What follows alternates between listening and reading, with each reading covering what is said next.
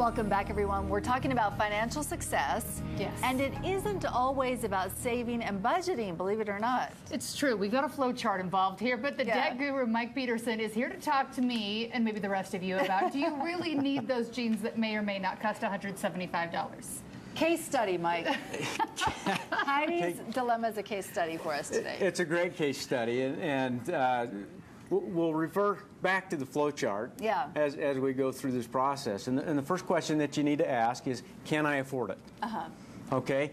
And if the answer is no, then you don't buy it. It's as simple as that. Walk away. Well, that's the end for that day. If you really want it and you can't afford it, work towards it. Save the money. Once you've got it, then move forward with the purchase. But make sure you can afford it first. Okay. Okay. And that's the part that we all get stuck on. That's the part that we get stuck on. And in fact, a little definition with or affordability. Yeah. Okay.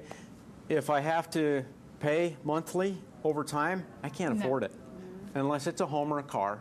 Okay, but other than that, I either need to have the cash or be able to pay it off in full when the statement comes. Okay. If I can, then I can afford it. Good. That's a good way to look at that. Okay. If I can afford it, then I move down to the next question.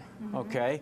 And that next question is, do I need it? Do I need it? Yeah. Except for you say really on there, which makes me feel more guilty. Do I really need it? Well, right. And the reason why the really is in there is because we really want to understand, is it a necessity? Okay? Food, shelter, the basics for necessity, is that really a need or is it a want? And it's okay, we just need to identify which it is. Okay. Okay, so if it is a want, then we come across and we ask the next question, which is, well, we wait 30 days.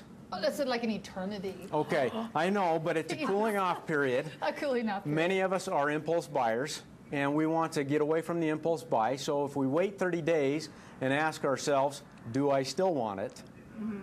Then, if the answer is yes, then we move forward and into the purchase. Okay. Okay.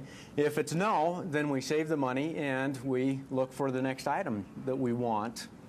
We wait the time, and this way we're only purchasing the things that we really want to have. I know. And we're using the money as most effective as we can by doing that. Did you want to show us your chart, or this is what we've been talking about? This is this is what we've been talking about right here. So let's say Heidi wants the $175 pair of jeans. So I want a new pair of jeans as the first one. Then you say, can I afford it? Right? That's right. Can you afford it?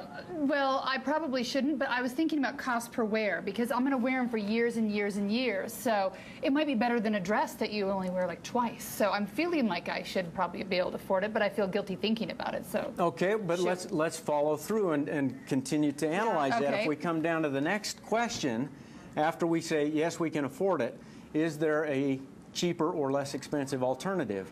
This is where your math comes. Yes, but then I might buy 5 of them and not love them as much, and I should have just bought the expensive ones that made me have a great self-esteem. Well, and that's exactly the evaluation that you want to do. Okay. Because you want to be happy with the purchase, and if you're going to be happy with the $170 purchase of 1 pair versus 5 pairs for $170, that's exactly what the chart is supposed to help us do, is to identify the things we want and need, and get exactly those things so that we're happy. These are tough decisions. Well, tough thank decisions. you. You're making us realize that we need to think these things through, not think them through. All right, Mike, thank you so much for that advice.